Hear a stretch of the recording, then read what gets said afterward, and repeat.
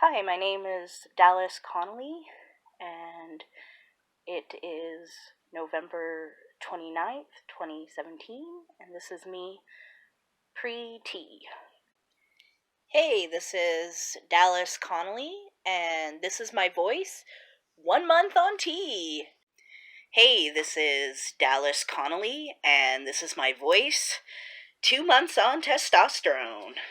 Hey, this is Dallas Connolly, and this is my voice 3 months on testosterone. Hey, this is Dallas Connolly, and this is my voice 4 months on testosterone. Hey, this is Dallas Connolly, and this is my voice 5 months on testosterone. Hey, this is Dallas Connolly, and this is my voice 6 months on testosterone. Hey, this is Dallas Connolly, and this is my voice 7 months on testosterone. Hey, this is Dallas Connolly, and this is my voice 8 months on testosterone. Hey, this is Dallas Connolly, and this is my voice 9 months on testosterone. Hey, this is Dallas Connolly, and this is my voice 10 months on testosterone. Hey, this is Dallas Connolly, and this is my voice 11 months on testosterone.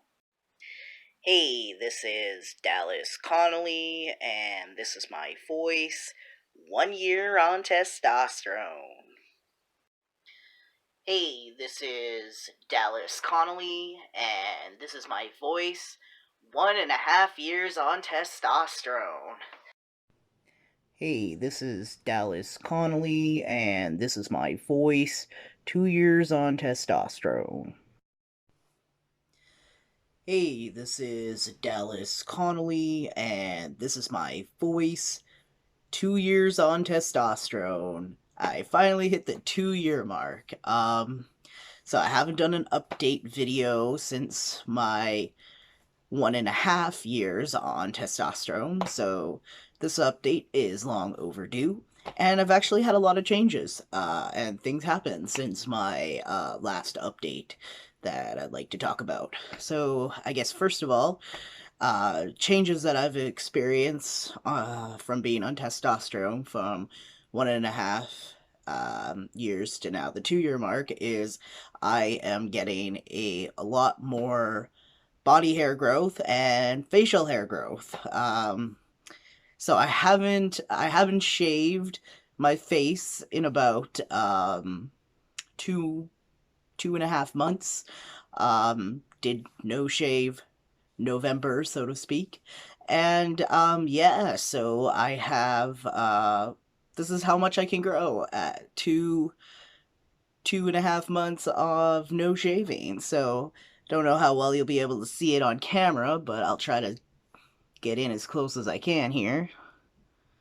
So the sideburns are coming in pretty good. This space here on both sides are still growing. I have a lot on my neck, but not a lot on my chin yet. Let's see, other side. And not really a mustache. It's super faint. It's still, a lot of it's blonde still. But yeah, you can't see it on this camera phone. But it is there, but it's very faint. So yeah, it's I'm pretty happy with the progress. It's really started to come in from the 1.5 year mark. It's way more facial hair and body hair too. Definitely getting more leg hair, more back hair, unfortunately. But yeah, so lots more body hair. And the other big change I've noticed is, and this one I really like, is my voice is dropping again. So a few months ago, I had my dose increased. Um, Only by like zero point 0.2 milliliters, which doesn't sound like a lot, but like it did the trick, because for a long time I wasn't really noticing any change, and my levels every time I got them taken were always low. So they upped my dose, and so now I take 200 milligrams every 2 weeks, which equals 100 milligrams of testosterone a week, which is the quote unquote average. So as soon as I hit that mark, I got my levels taken, and for the first time since starting T, I actually had testosterone in the normal range for a person my age. So I'm really happy I'm on the proper dose right now, because since I've been on this dose, my voice dropped again, which is like the thing I had the biggest issue with. Um, I mean, it's still not super masculine or anything, but at least it's a bit better than it was before. I have this voice app on my phone that measures my pitch and where I stand, whether it's a quote unquote female voice, androgynous voice, or male voice, and the frequency of your speech averaged over time, and it's dropped quite a bit in just the last few months since the my last update. So yeah, and I hope it keeps dropping. I feel like it's not done dropping yet, so um like I feel like my voice is still breaking and stuff, so I don't think it's reached its lowest point yet. At least I hope not. The more it drops, the better. I'm actually starting to get gendered correctly more often over the phone, which is a big one for me because I work in a call center. So being misgendered constantly really, really sucks. And I still get misgendered a lot, but I also get sir a lot of the time now too, which is great. In terms of like out in public, I haven't really been misgendered nearly as much as I used to be, which is great. Because after I had top surgery, I kind of was thinking, oh, I shouldn't be getting misgendered anymore in person. But I still was, which was really disappointing. But now that my voice has dropped again, and now that I've like grown this facial hair out for the past 2 months, I really have not been getting misgendered. Um, the thing is I'm not like super keen on like keeping a beard all the time, so I don't know. I am actually gonna shave it tomorrow, and I'm gonna see, if I still get misgendered or not in public. Hopefully not. Um, but yeah, it also sucks because I'm only 5 feet tall, so that's yeah, that is, so I think that kind of gives it away too. Sometimes people think, oh, like this short person's got to be a girl, can't be a guy that's only 5 feet. But whatever. Um, so yeah, I'm really stoked about that, and so I'm almost a year post-stop from top surgery. Not quite a year, about a month and a half away from being a year. And I've never shown you guys yet the results or anything, so I'm gonna show now. Um, I'm not an attractive person, and I'm heavy, so please don't judge. I kind of have man boobs, but it's way better than it was before, so I'm really happy with that. Now, I still am likely getting a revision next year for. I kind of would like my dog ears to be worked on a little bit, and also nipples resized a bit. And I also have a lot of scarring around one of my left nipple, so I kind of would like that to kind of be taken care of a little bit. So this isn't like really going to be the final result, but I'm still happy with this. So let me get in here. So this is kind of like the scarring. The outside here, it's kind of like a ring of kind of like scar right there. But I'm hoping with some resizing and stuff that could be fixed. And I do have dog ears on the sides, but I'm hoping that could be addressed a little bit too. But yeah, this is way better than what I used to have, that's for damn sure. And the scars are really starting to fade, which is great. I put Cicaplast on them. And also, I had a hysterectomy in August, complete hysterectomy. So I had all the female reproductive organs removed, and I was thankfully able to get that done laparoscopically rather than having a big abdominal incision. My surgeon wasn't sure if she could do it laparoscopically because of my weight. The heavier you are, the harder it is for them to see what they're doing laparoscopically. So I didn't know which procedure I was going to get until I woke up from surgery. And that's like the first thing I asked. And they're like, yep, we were able to do it laparoscopically. So I guess, let's see, August, so September, October, November, December. I'm about 4 months post-op from that. And it's healing up pretty good. I can show you my scars here. So the biggest one is in the belly button. You probably can't see that on the camera. But I have a few.